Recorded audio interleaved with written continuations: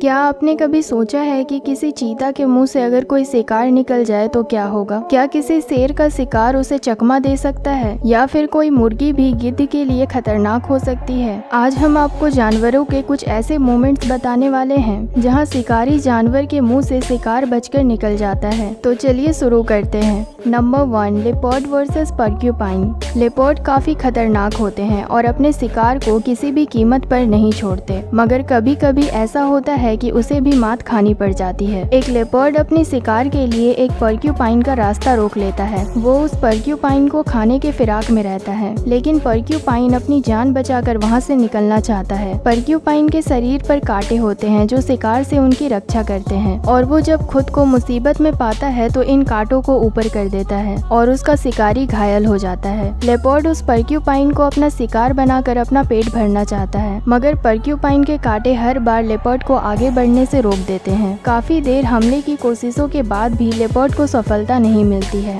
और उसे ये बात समझ में आ जाती है कि उसकी जीत नहीं हो पाएगी। आखिरकार लेपर्ड उम्मीद खो देता है और थक कर बैठ जाता है। Number 2, lion versus honey badger. एक शेर अपने शिकार के तलाश में निकलता है और उसके हाथ कोई बड़ा शिकार तो नहीं लगता, लेकिन उसकी नज़र एक हनी बैचर पर जरूर पड़ जाती है। शेर बिना कुछ सोचे समझे उस हनी बैचर के पास पहुंचकर उसे खाने की कोशिशों में लग जाता है, लेकिन हनी बैचर भी कुछ कम नहीं है। वो शेर के सामने बिल्कुल भी नहीं डरता और उसके हर हमले पर उसके सामने खड़ा हो जाता है। वैसे तो हनी बैचर शेर के सामने काफी छोटा है, लेकिन उसके हौसले को देखकर ये नहीं कहा जा सकता कि वो कमजोर है। शेर जब भी हनी बैचर को मारने के लिए आगे बढ़ता है, तब हनी बैचर उसके हर हमले पर घुर्राना शुरू कर देता है। आखिरकार शेर को भी ये बात समझ में आ जाती है कि वो इस हनी बैचर को अपना शिकार बनाने में कामयाब नहीं हो पाएगा और वो उसे वहाँ से जाने देता है। हनी बैचर भी सही समय देखकर वहाँ से भाग निकलता है। Number 3, lion versus buffalo. जंगल का राजा शेर के सामने कोई भी जानवर खुद को कमजोर ही समझता है, क्योंकि शेर सबसे ताकतवर जानवर है, लेकिन कई बार शेर को भी सवा शेर मिल जाता है। एक खूंखार शेर जंगल में भैंस को टहलते हुए देखकर उस पर अटैक कर देता है। शेर का वार काफी खतरनाक होता है और वो एक ही बार में भैंस की पीठ पर अपना पकड़ बना लेता है। खूंखार शेर के हमले से भैंस घायल हो जाती है और एक जगह थक कर बैठ जाती है। भैंस को भी इस बात का अंदेशा हो जाता है कि अब उसकी जान नहीं बचने वाली है, लेकिन तभी वहाँ भैंस के कुछ और साथी भी आ जाते हैं और शेर पर टूट पड़ते हैं। उसमें से एक भैंस अपने लंबे और मजबूत सींग का इस्तेमाल करता है और शेर को उठाकर पटकना शुरू कर देता है। वो भैंस शेर को एक के बाद एक पटकनी लगाता है, जिसे देख शेर भी घबरा जाता है और वो वहाँ से भाग जाना ही सही समझता है। भैंसों का ये ग्रुप साबित कर देता है कि यूनिटी में बहुत ताकत होती है। नंबर 4, हैन वर्सेस ईगल।